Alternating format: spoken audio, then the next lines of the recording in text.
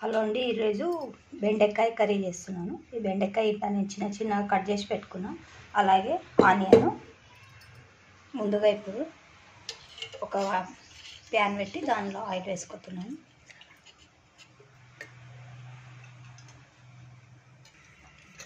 Oil heat అయింది. ఇప్పుడు ఆవాలు, జీలకర్ర,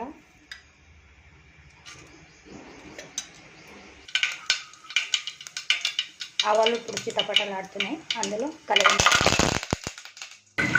ఇందులో ఇప్పుడు ఆనియన్ వేస్తున్నాను.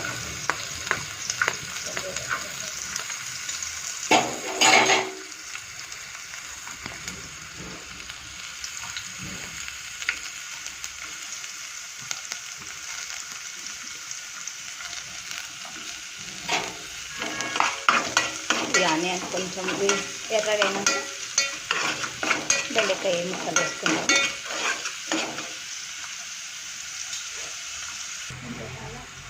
ఇప్పుడు ఇందులో పసుపు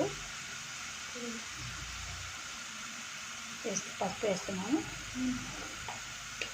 ఇప్పుడు ఇందులో కట్ చేసి పెట్టుకుని బెండకాయ ముక్కలు వేస్తున్నాను.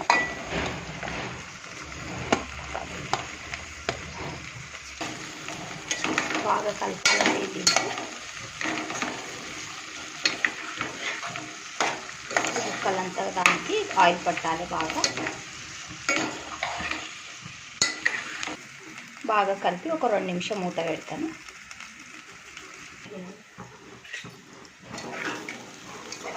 ఇప్పుడు ఇది మెత్తబడిపోయింది. ఇందులో కారం, ఉప్పు వేసుకుంటాను.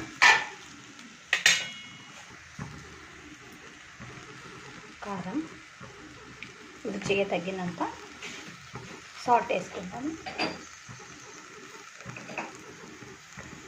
ఈ సాల్ట్ వేసి కలుపుకుందాం మళ్ళీ ఒకసారి.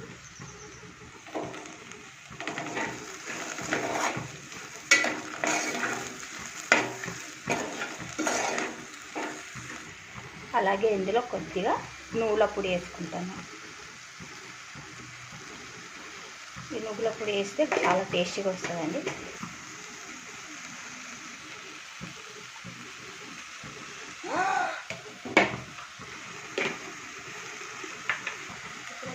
ఈ నువ్వుల పొడి వేసి ఇంకా కొంచెం సేపు ఉడకబెడదాము. తర్వాత బాగా కలుపుకుందాము.